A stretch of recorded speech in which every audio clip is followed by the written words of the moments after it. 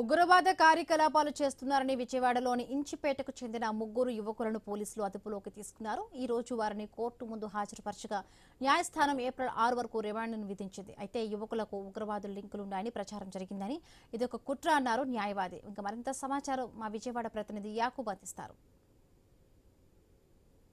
ఉగ్రవాదుల కార్యకలాపాలు చేస్తున్నారని విజయవాడ ఇంచిపేటలోని ముగ్గురు యువకుల్ని నిన్న పోలీసులు అదుపులో తీసుకోవడం జరిగింది. సుమారుగా 10 గంటల సేపు వాళ్ళని విచారించడం జరిగింది. ఇంచిపేటలో వాళ్ళ ఇంటి దగ్గరే సుమారుగా ఉదయం 10 గంటల నుంచి వచ్చిన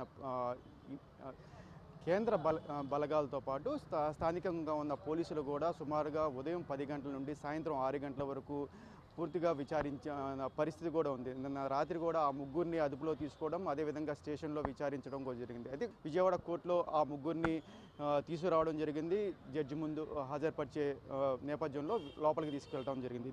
దీనికి సంబంధించి లాయర్ శ్రీనివాసరావు గారు ఉన్నారు, ఆయనతో మాట్లాడే ప్రయత్నం చేద్దాం. సార్ చెప్పండి, ఇటువంటి కేసులు ముఖ్యంగా ఆ పిల్లలు ఏం చేశారు? సుమారుగా చూసుకుంటే వాళ్ళ ఏజ్ కూడా సుమారుగా 20-22 సంవత్సరాల వయసే ఉంటుంది. కాబట్టి ఇటువంటి కేసుల్లో వాళ్ళు ఎంతవరకు దీంట్లో ప్రలోభపడ్డారు, ఏంటి ప్రస్తుతం ఉన్న పరిస్థితులు ఏ విధంగా ఉంటాయి? దేశంలో పరిస్థితులు ఎట్లా ఉన్నాయంటే ముస్లిం కుటుంబాలని వాళ్ళని ఉగ్రవాదులుగా, వాళ్ళని టెర్రరిస్టులుగా చూపదలుచుకున్నారు. అందువల్లనే పోలీసులు అరెస్ట్ చేయలేదు, విచారణ చేయలేదు. నిన్న మొదలుపెట్టింది మొత్తం కూడా మీడియాకి కానీ పేపర్లో కానీ వచ్చేసి ఒక ఉగ్రవాదులని, ఉగ్రవాద సంస్థలకితో లింకులు ఉన్నాయని చెప్పేసి ప్రచారం పైనుంచి జరిగింది. ఇది ఒక కుట్ర. ఈ కుట్ర ప్రకారమే జరుగుతుంది. ఇంతకుముందు మొన్న ఢిల్లీలో జరిగింది. ఢిల్లీలో హోలీకి ముందు జరిగింది.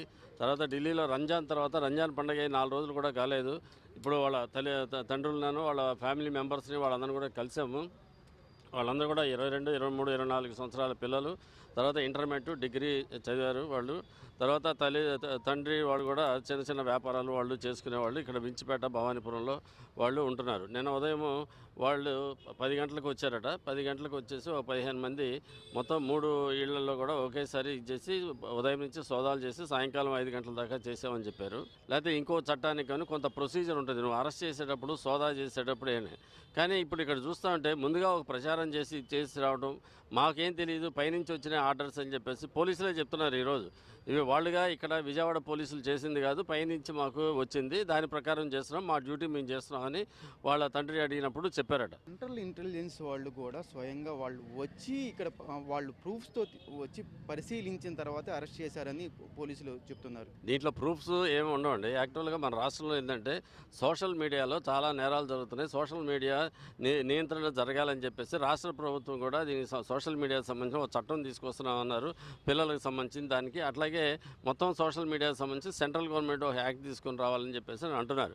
కాబట్టి ఈ సోషల్ మీడియాలో జరిగేదానికి అన్ని చోట్ల జరుగుతున్నాయి. హిందువులకు కానీ, ముస్లిమ్స్ కానీ ప్రతి దాంట్లో కూడా జరుగుతున్నాయి. కానీ బట్ ఇక్కడ జరిగేదానికి దాన్ని ఎలా కంట్రోల్ చేయాలి, ఎలా నియంత్రణ చూడకుండా దాన్ని ఒక టార్గెట్ చేసుకొని ముస్లిం కుటుంబాలని, వాళ్ళని టెర్రరిస్టులుగా చూపించడానికి చేస్తూ ఉన్నారు. ఇంతవరకు కూడా వాళ్ళకి కాగితాలు ఇవ్వలేదు, దాంట్లో ఏం చెప్పారు, ఏం చేశారు కూడా ఉగ్రవాదం లింకులు అని చెప్పేసి. ఊపా చట్టం సంబంధించి ఇప్పుడు వాళ్ళకి అసలు వాళ్ళ పరిస్థితులు ఏముంటాయి? రేపు వాళ్ళ పేరెంట్స్ ఎటువంటి పరిస్థితులు ఎదుర్కోవాల్సి వస్తుంది? అంటే ఈ ఊపా చట్టం అనేది మన దేశ సమగ్రత కోసం దాన్ని కాపాడడానికి తెచ్చిన ఒక సంబంధించిన చట్టం. కానీ ఇదేం చేస్తున్నారంటే ఈ దేశ పౌరుల్లో వాళ్ళని సంబంధించింది సెంట్రల్ గవర్నమెంట్ వాళ్ళు దానికి సంబంధించి ఉపయోగించుకోవడానికి అని చెప్పేసి కొంతమంది మీద ఉపయోగిస్తూ ఉన్నారు. దీనికి కూడా కొంత ప్రొసీజర్ ఉంది. ఇది ఒక స్పెషల్ యాక్ట్, స్పెషల్ బెయిల్స్ ఉన్నాయి, స్పెషల్ ప్రొసీజర్ ఉన్నాయి.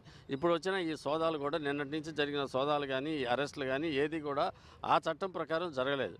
కాబట్టి నువ్వు ఏదైతే చట్టం చెప్తున్నావో ఆ చట్టం ప్రకారం జరగలేదు. అసలు ఆ చట్టంలో ఉన్న సెక్షన్స్ ఏవైతే ఉన్నాయో ఆ సెక్షన్స్ ఏవి కూడా ఈ కేసుకి అప్లికబుల్ కాదు. ఇదొక సోషల్ మీడియా దీనికి సంబంధించిన ఒక నేరాలు. ఈ నేరాలను ఎలా నియంత్రించాలి ఏమిటనేది ప్రభుత్వాలు పరిశీలిస్తున్నాయి, చేస్తున్నాయి. కానీ ఇప్పుడు అవతల వాళ్ళు వీళ్ళు ముస్లిమ్స్ అని చెప్పేసి దానికి సంబంధించింది ఈరోజు ఈ ఊపా అని, నేషనల్ సెక్యూరిటీ అని పెడుతున్నారు. మేము వీళ్ళందరూ కూడా నేరం చేశారా చేయలేదా అనేది కోర్టులో తేలుతుంది. ఆ నిబంధనల ప్రకారమే వాళ్ళు పోలీసులు కూడా నడుచుకోవాలి. ఇప్పుడు ఈ కేసుకి సంబంధించి ఇప్పుడు ఆ పిల్లల ఫ్యూచర్ ఏంటి సార్? ఆల్రెడీ ప్రచారం చేశారు. పిల్లలు కాదు, వాళ్ళు ముస్లిం యువకులు రంజాన్ పండుగ చేసుకున్నారు, అయిపోయింది. ఇది పైనుంచి వచ్చిన టార్గెట్గా వాళ్ళని ఇది చేయాలని చేస్తున్నారు.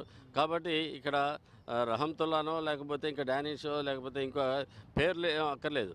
పంజాబ్ సెంటరు, వించిపేట, భవానీపురం, 1 టౌను, దీనికి సంబంధించింది ఇక్కడ ఎవరు అని అంటే ముస్లిం పిల్లలు, వీళ్ళు సోషల్ మీడియా, ఇన్స్టాగ్రాము, ఇదే కేసు అన్ని చోట్ల ఉన్నది. ఈ కేసు ఆ చట్టంలో ఉన్న ఇవి కానీ నిబంధనలు కానీ వాటన్నింటిని చేసి దీనికి ఈ ఊపా చట్టం వర్తించదు అని చెప్పేసి మేము దీంట్లో వాదనలు చేయబోతున్నాం. ఎన్ని రోజులు రిమైండ్? 6వ తారీఖు దాకా ఇచ్చారండి. Thank you. ఇది ఓవరాల్గా చూసుకుంటే 6వ తారీఖు వరకు రిమాండ్ విధించడం జరిగిందని కూడా ఆ కేసుకు సంబంధించిన లాయర్ కూడా శ్రీనివాస్ గారు కూడా చెప్తున్న పరిస్థితి. ఈ పరిస్థితుల్లో కేసు ఎటు మలుపు తిరుగుతుంది, వాళ్ళకి అసలు ఉగ్రవాదులతో సంబంధాలు ఉన్నాయా లేదా అనేది కూడా తెలియాల్సి ఉంది. కెమెరా పర్సన్ కిషోర్తో యాకూబ్, విజయవాడ నుండి.